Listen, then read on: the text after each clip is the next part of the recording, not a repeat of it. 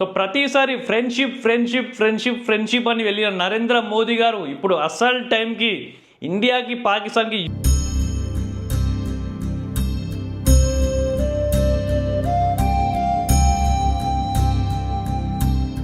అందరికీ నమస్కారం. నేను వినీత్ క్యాదర్స్. సో ఇప్పుడున్న పరిస్థితులను చూస్తున్నట్లయితే ఏ విధంగా పహల్గామ్ మీద అటాక్ చేసినారు ఉగ్రవాదులు. సో ఆ ఉగ్రవాద సంస్థల్ని ఏ విధంగా భారత ఆర్మీ అనేది టార్గెట్ చేసి అటాక్ చేసినాం మనందరం చూసినాం. సో కేవలం ఉగ్రవాద సంస్థల్ని మాత్రమే మన భారత ఆర్మీ అటాక్ చేసింది, కానీ ఏ ఒక్క సివిలియన్స్ సామాన్య జనాలని కానీ పాకిస్తాన్ ఆర్మీని కానీ అసలు టచ్ కూడా చేయలే అని చెప్పి మన భారత ఆర్మీ స్పష్టంగా చెప్పడం జరిగింది. సో దాని తర్వాత పాకిస్తాన్ ఆర్మీ మళ్ళీ మన ఇండియా పైన సివిలియన్స్ పైన మన ఆర్మీ మీద కూడా దాడి చేయడం జరిగింది. సో వాళ్ళు చేసిన దాడి చండీగఢ్ వరకు వాళ్ళు దాడి చేసినట్లు మనం చూస్తున్నాం. సో వాళ్ళు చేసినటువంటి దాడిని వాళ్ళ మిసైల్స్ని డ్రోన్స్ని కూడా మనం డిఫెండ్ చేసుకునేగలిగేంత శక్తి మన దగ్గర ఉంది. సో ఇప్పుడున్న పరిస్థితుల్లో భారతీయులందరూ చాలా స్ట్రాంగ్గా కాన్ఫిడెంట్గా ఉన్నారు బికాస్ ఆఫ్ 1% నరేంద్ర మోదీ గారు. సో ఇప్పుడు అపార్ట్ ఫ్రమ్ క్యాస్ట్, రిలీజియన్, మీ ప్రాంతాన్ని మొత్తం పక్కకు పెట్టేసి నరేంద్ర మోదీ గారికి కృతజ్ఞత తెలుపుకోవాల్సిన సమయం ఇది. ఎందుకో చెప్తా, వీడియోని పూర్తిగా చూడండి. సో పాకిస్తాన్ ఆర్మీ ఇండియా పైకి అటాక్ చేస్తున్నా సో మనం డిఫెండ్ చేసుకునేటువంటి శక్తి ఉంది, దాంతోపాటు అటాక్ చేసేటువంటి శక్తి కూడా భారతదేశానికి ఉంది అని ఇప్పుడు మనం అందరం చాలా క్లిస్టర్గా చూస్తున్నాం. సో ఇంకొకటి, నరేంద్ర మోదీ గారికి ఎందుకు కృతజ్ఞత తెలుపుకోవాలి అంటే, మోదీ గారు ఏదైతే వర్క్ చేసినారో ఇన్ని రోజుల నుంచి, ఇన్ని సంవత్సరాల నుంచి, సో ప్రతి కంట్రీతో ఒక ఫ్రెండ్షిప్ అనేది బిల్డ్ చేసిండు. సో ఒక కనెక్షన్ అనేది బిల్డ్ చేసిండు. అటు అమెరికాతోని, రష్యాతోని, ఇజ్రాయెల్తోని, ఇస్లామిక్ కంట్రీస్ లైక్ సౌదీ లాంటి దేశాలతో కూడా ఒక ఫ్రెండ్షిప్ అనేది బిల్డ్ చేయడం జరిగింది. సో ఆ ఫ్రెండ్షిప్ వల్ల ఇండియాకి ఇతర దేశాలకు ఉన్నటువంటి రిలేషన్ వల్ల ఇప్పుడు ఏ దేశం కూడా ఇండియాకి అగెనిస్ట్గా లేదు.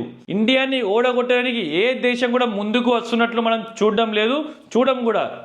So because of 1%, that is Narendra Modi గారు.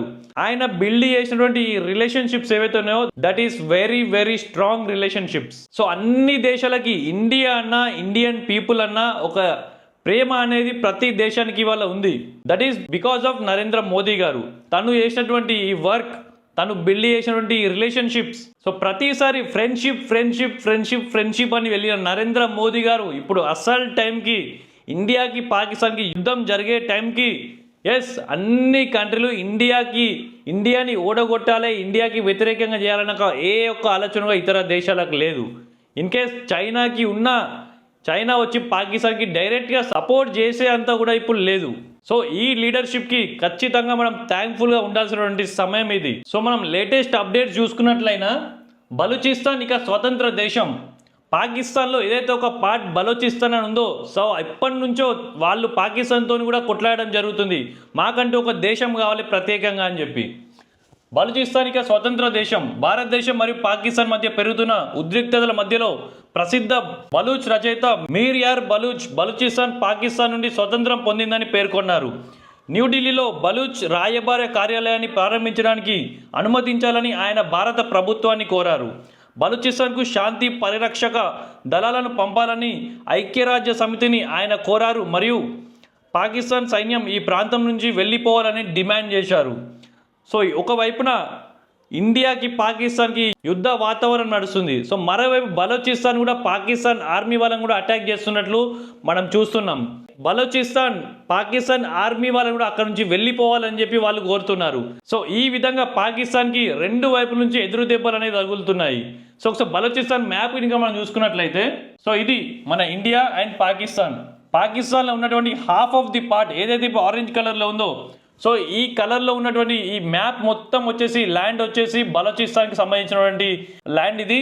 సో ఇంకొంచెం డీప్గా చూసుకున్నట్లయితే, సో ఇది మొత్తం పాకిస్తాన్ మ్యాప్.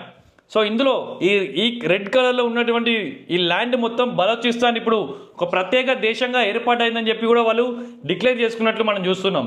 సో ఇది పాకిస్తాన్కి భారత్కి యుద్ధ వాతావరణంలో కూడా, సో ఇటు పాకిస్తాన్లో ఉన్నటువంటి half of the part Balochistan Pakistan నుంచి విముక్తి చెంది ఒక ప్రత్యేక దేశం ఏర్పాటు చేసుకున్నట్లు వాళ్ళు ప్రకటించుకుంటున్నారు. సో రెండు వైపు నుంచి పాకిస్తాన్కి ఎదురు దెబ్బ తగులుతున్నాయి. ప్రపంచంలో ఉన్న దేశాలన్నీ వీటన్నిటిని గమనిస్తున్నాయి. పాకిస్తాన్ అనే ఒక దేశం ఉగ్రవాదాన్ని పెంచి పోషిస్తున్నట్లు ప్రపంచ దేశాలకు క్లియర్గా ఇప్పుడు అర్థమవుతుంది. పాకిస్తాన్కి ఇక ముందు ఏ దేశం కూడా ముందరికొచ్చి సపోర్ట్ చేసేటువంటి టైం కూడా రాదు అనే విధంగా మనకు కనిపిస్తుంది ఇప్పుడు. సో చూడాలి ఇక నుంచి మరి ఈ బలూచిస్తాన్ కానీ పాకిస్తాన్ కానీ భారత్ మధ్యలో ఎలా ఉండబోతుంది ఏంటి అనేది మనం చూడాలి. మన డిఫెన్స్ మినిస్టర్ రాజ్నాథ్ సింగ్ గారు కూడా చెప్పడం జరిగింది, ఒకవేళ పాకిస్తాన్ ఇంకా ఈ విధంగానే ప్రవర్తిస్తే భారత ఆర్మీ కూడా యుద్ధం చేయడానికి సిద్ధంగా ఉంది అని తను తెలియజేయడం జరిగింది. సో ఈ యుద్ధ వాతావరణంలో అసలు మీరేం కోరుకుంటున్నారు? యుద్ధం ఆగిపోవాలని కోరుకుంటున్నారా, లేకుండా ముందుకు సాగాలి ఇంకా పాకిస్తాన్ని కంప్లీట్ గా మొత్తం డిస్ట్రాయ్ చేయాలని కోరుకుంటున్నారా?